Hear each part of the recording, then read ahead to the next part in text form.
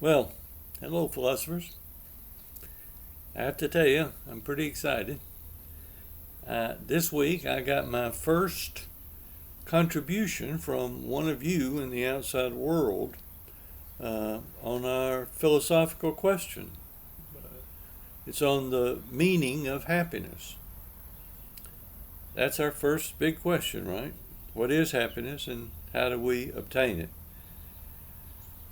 It came from my sister, who has the distinction of being the very first subscriber to my YouTube channel.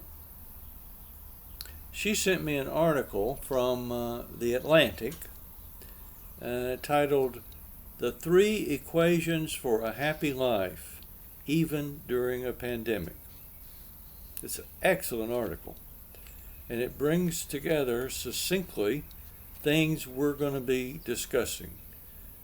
It presents an answer to the question, what is happiness? If you'd like a link to the article, just email me at grandfatherphilosophy@gmail.com and I'll send you the link. I wrote her back a couple of comments on the subjective well-being as being a measure of happiness. And I realized when I was doing that we were beginning to engage in a philosophical discussion. That's what I'd like to see out of everybody, really. Send me at grandfatherphilosophy@gmail.com articles of interest about happiness, things that you've come across that raise questions or that seem to answer the question. Join in the discussion. Anyway, it made me think that before I go on with Plato and Aristotle and Epicurus and Epictetus and all of the ancient Greeks, then I should share with you what I think happiness is and how do you get it. What I'm talking about here, what I'm going to present in this video, is a condensed version of a post that I made on my Philosophy of Happiness class blog. If you would like that post, which is a lot more detailed than what I'm going to talk about here, send me an email and I'll send you the link. My views are largely derived from three books. The first is The Happiness Hypothesis by Jonathan Haidt. I'm a fan of Jonathan Haidt. He wrote The Righteous Mind, which I have shared with many people. The other books are, one is Authentic Happiness, and the other is Flourish. Both of these are by Martin Seligman. And Martin Seligman is the father of positive psychology. So when I was working on this post, reading these books, I was inspired and enthused by what I was learning, and I developed a quick little lesson that I would give to people that asked me what in fact was I learning when I was studying philosophy. It had to be quick, and so here it is. Number one is the point that we all want to be happy, but we really don't know what happiness is. That was Socrates. That was Kant, you remember from earlier. We don't know what happiness is. So that's the first thing. For my purpose, for my lesson, I said we should consider happiness as consisting of 5 elements. So they were 1, positive emotion, 2, meaning in one's life, acting in a virtuous manner. 3, engagement in activities, things that absorbed us. 4, achievement, accomplishing things. And finally, having good relations with people. These are 5 elements of happiness. Now, we obtain these, this is a third point, we obtain these by working actively to develop virtues. Virtues in the ancient Greek sense of meaning excellence of character. And we do this, how do we do this, develop these virtues? We do this by developing character traits based upon our own personal character strengths.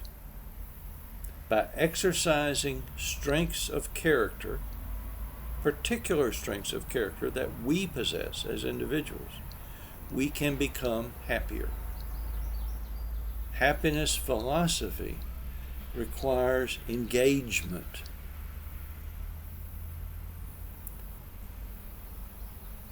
So that's what we need to do.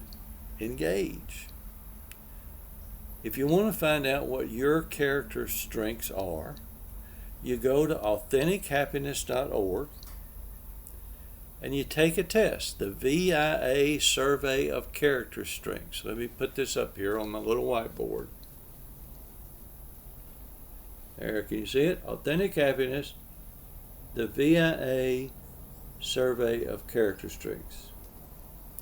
If you take this test, and these are psychological tests, well-designed psychological tests, part of an ongoing research study at the University of Pennsylvania, it will identify 24 character traits of yours. And the top 5 are your signature strengths. The message of positive psychology is exercise these strengths and you'll be happier. So once again, if you want the whole story of that comes from those books, email me and let me send you a link to the post. But I want to highlight some things. Okay, 1, we're going to think of happiness as having these 5 elements.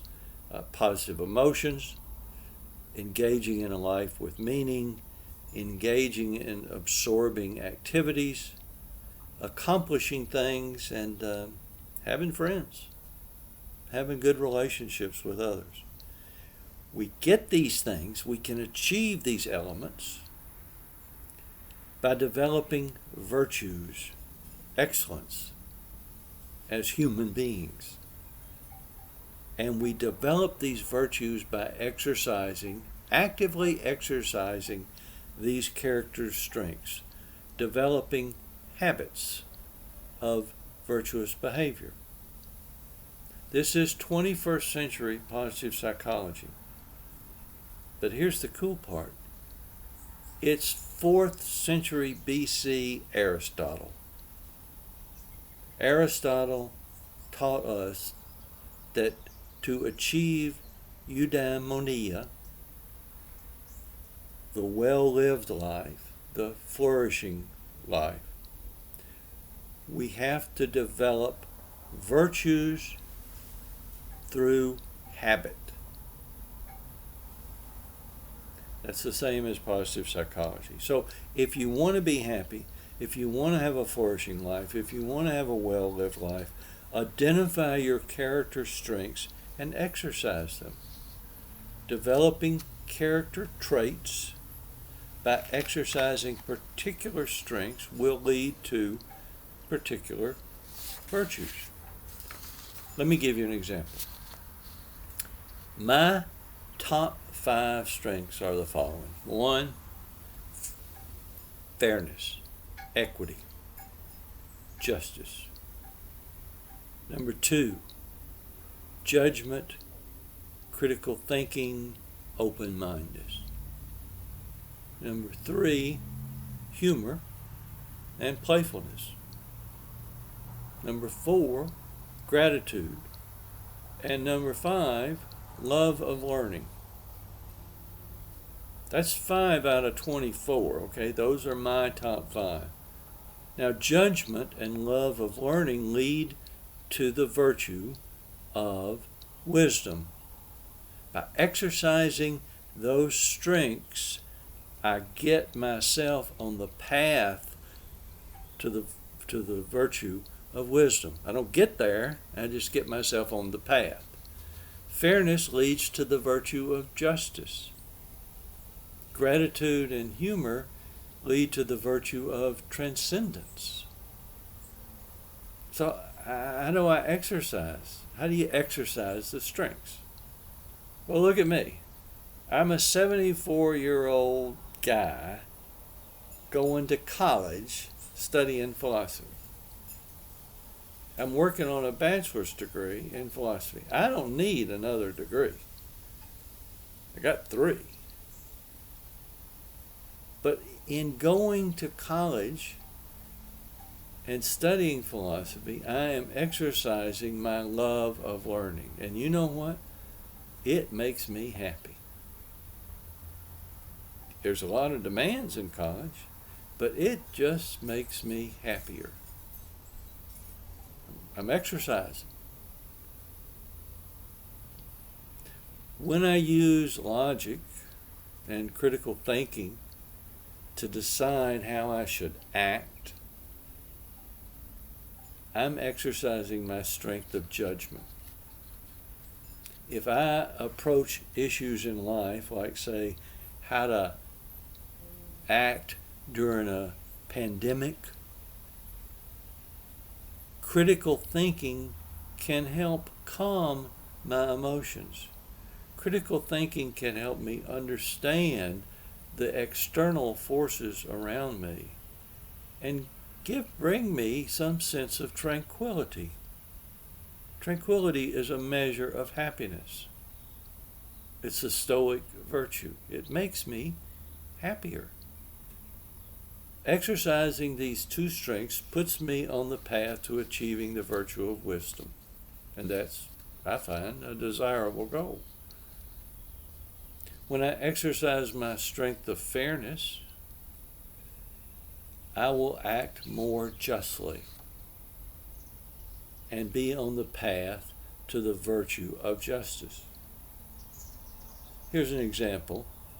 How should I understand the issues raised by the Black Lives Matter movement?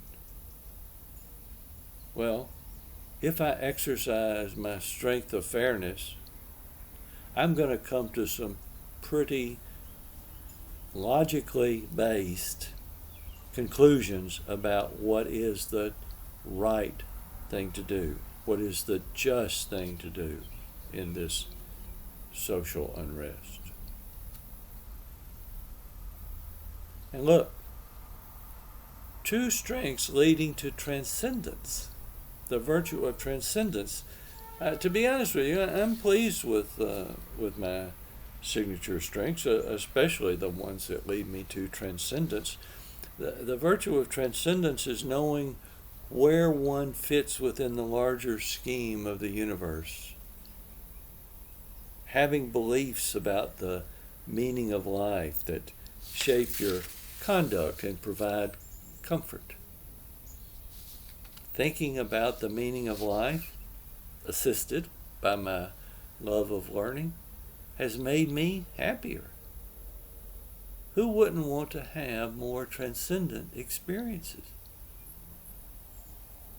Now, I want to express my gratitude to my sister for provoking these thoughts and inspiring this video. Did you see what I did just then? My number 4 strength of character is gratitude. I just exercised it. It made me feel good. It makes me happy when I not only feel grateful, but I express my gratitude. Now, while I'm at it, if you'll indulge me, I want to express my gratitude to my young classmates who have made my college experience at MTSU so damn good. These 20-somethings have accepted this old man as their equal. How cool has it been to sit around and talk about the meaning of life with these kids, to discuss philosophical questions. I really don't know what could be better.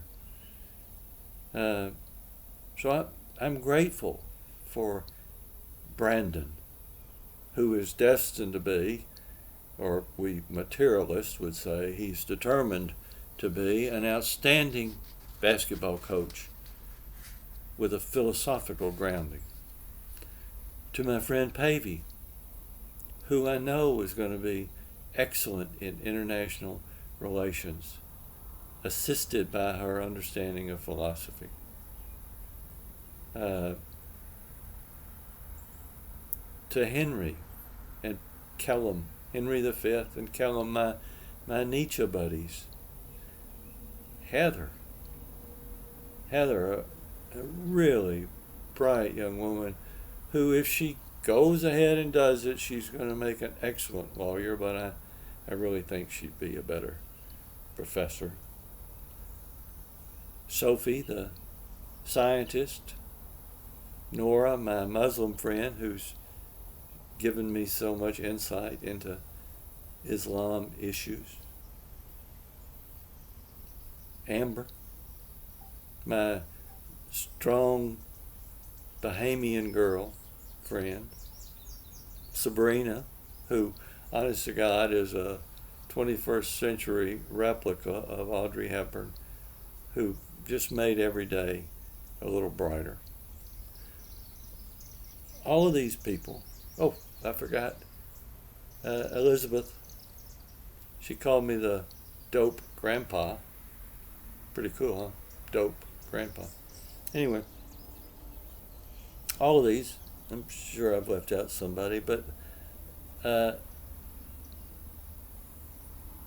I'm grateful. I really am for their friendship.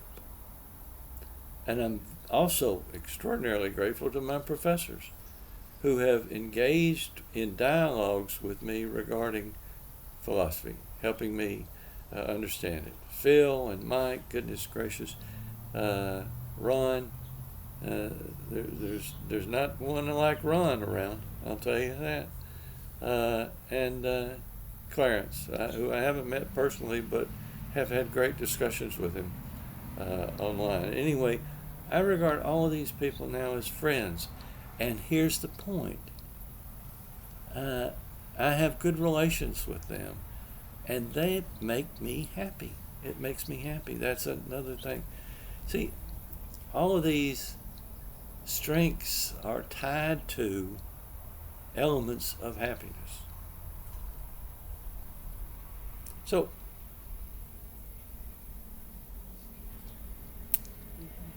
we're going to talk more about it. What is positive emotion? What is engagement? What is a life with meaning? What is the relationship of achievement to happiness? Why is having friends so important? Is happiness just being satisfied with your life? That's life satisfaction theory, which we'll come across. Is it pleasure? We'll look at Epicureanism, hedonism, in the good way, hedonism, don't think bad hedonism. Or is it tranquility, Stoic tranquility? These are things that we will explore, but for right now, I just want to leave it at this. Think of happiness as these 5 elements, Understand that we do well in these areas of our life when we develop character traits that represent excellence as humans. And we develop these character traits by exercising our character strengths. Forget any character weaknesses. We don't care about your character weaknesses.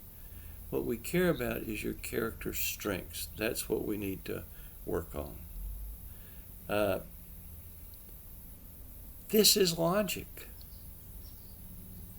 Philosophical logic.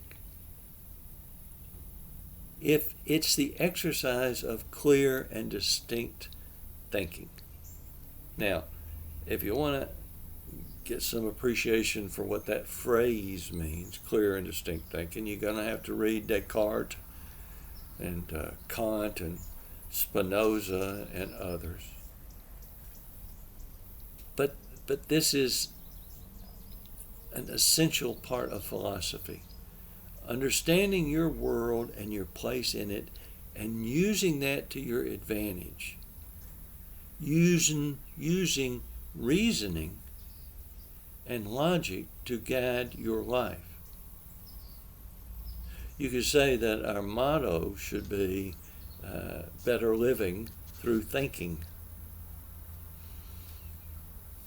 Do you think we would be in the situation we are now in this country if more people, especially our leaders, used rational thought rather than confused ideas? Confused ideas are not logical ideas. Here's an example. Is this a logical idea or a confused idea?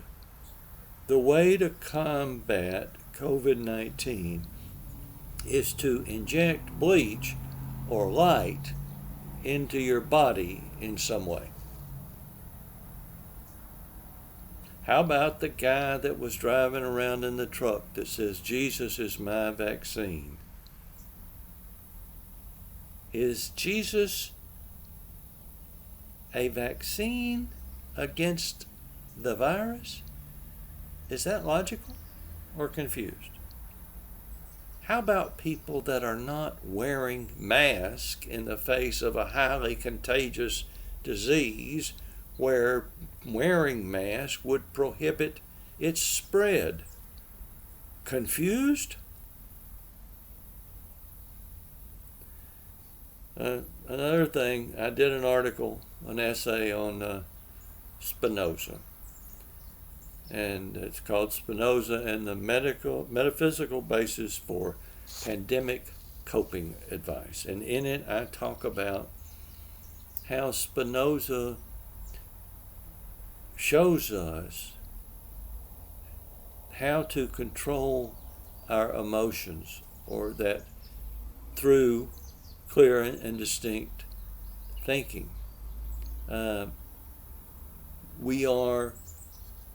When we use confused ideas and with our emotions, we are held in bondage to our emotions.